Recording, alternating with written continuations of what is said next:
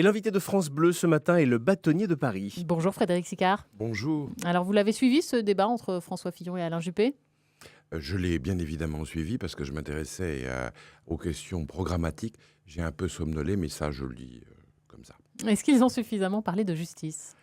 Très peu. Il y a eu un moment où on voyait qu'Alain Juppé a eu envie d'en parler, puisqu'il a rappelé la vérité, c'est-à-dire qu'on a un juge sur deux en France pour ce qui est nécessaire, et nous avons une situation absolument catastrophique au niveau du parquet, puisque nous avons 4 fois moins de procureurs qu'ailleurs en Europe, ce qui est quand même très très compliqué. Et puis là, hop, on n'a pas réussi à savoir comment ils allaient régler le problème, puisqu'ils ont parlé d'autre chose. Alors dans leur programme, on voit que François Fillon promet que les coupes chez les fonctionnaires ne concerneront ni la police ni la justice. Il promet aussi 300 postes de magistrats en plus. Oui, mais alors, vous y par croyez? an, Est-ce que c'est suffisant? voilà, est-ce que c'est par an? Parce qu'on n'en est pas à 300. Hein. Je veux dire, les chiffres qui ont été donnés sont les bons.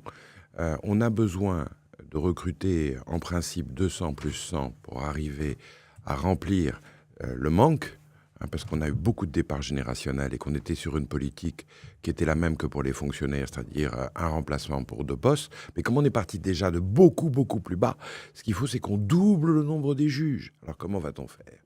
Et alors là, il y a 2 méthodes, parce que moi j'ai lu aussi les programmes. On n'a pas parlé hier à la télé, mais on a lu les programmes. Il y en a un qui veut supprimer l'École nationale de la magistrature, d'autres qui veut procéder par une vague de recrutement.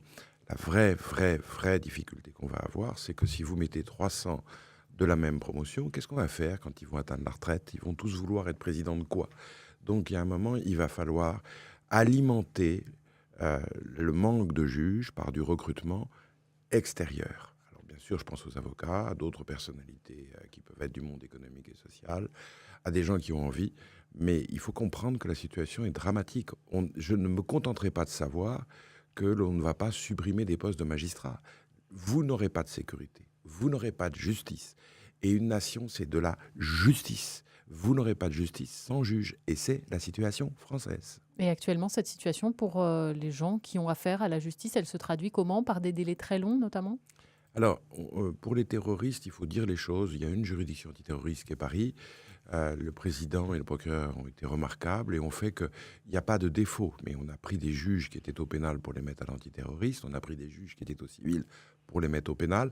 Et globalement, la machine tourne. Mais alors, le civil, c'est devenu extrêmement long. Et nous avons doublé les délais par rapport à ce qui se fait ailleurs en Europe. Et c'est là où est le problème, le civil et le commercial.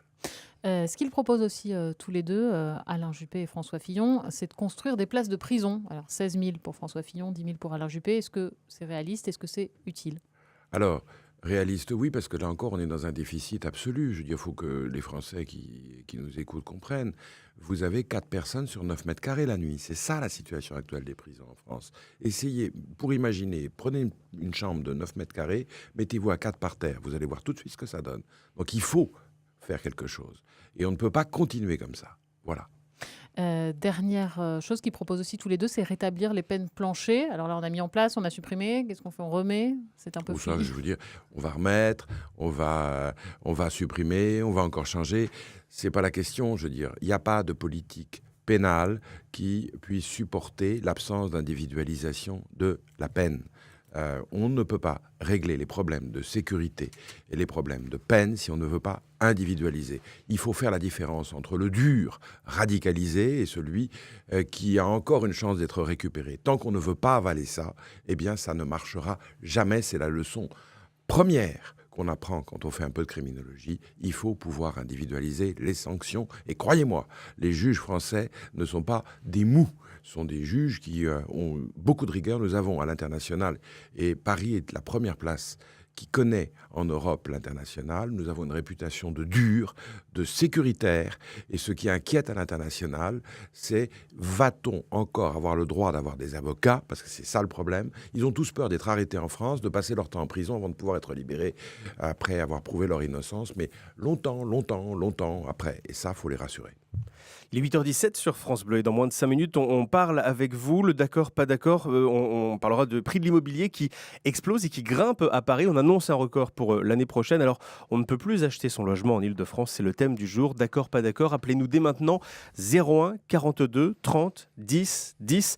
Et c'est Frédéric Sicard, bâtonnier de Paris, qui est l'invité de Faustine Calmel ce matin. Vous évoquiez à l'instant les dossiers terroristes. Il y a un projet en cours qui dit que pour ceux que l'on considère comme simples, ils pourraient passer en comparution immédiate. Vous en pensez quoi ? C'est plus compliqué parce qu'en réalité, le projet, c'est le circuit court. Et le projet du tribunal, c'est de dire qu'il vaut mieux que les terroristes soient jugés par des spécialistes du terrorisme.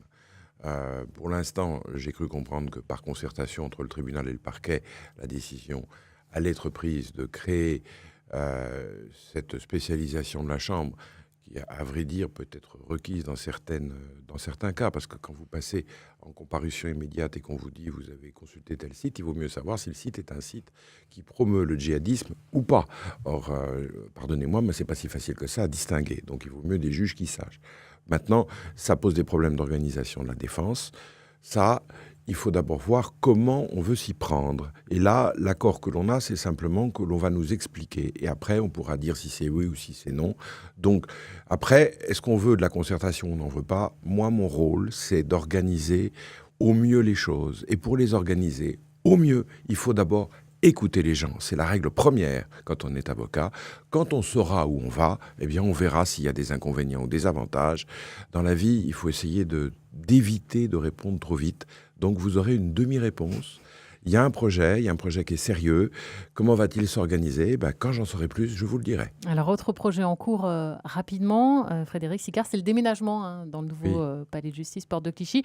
C'est pour quand les premiers cartons ? Qui s'en va en premier ? Vous avez vu que c'est bien parti quand même, parce qu'on la voit de loin maintenant, cette tour. Oui, mais il y a du retard qui a été Mais il y a du annoncé, retard, quand même. oui. Alors, il y a du retard lié à des aménagements de sécurité qui sont absolument nécessaires compte tenu de la rigueur des temps. 2017 pour les premières gardes à vue qui se tiendront à la PJ, puisque la police va déménager dès 2017. Et la justice, c'est d'abord aussi ça, le début de la procédure. Et puis, probablement mars ou avril 2018 pour les premiers déménagements des juges, une fois qu'on aura réussi à terminer la sécurisation du tout.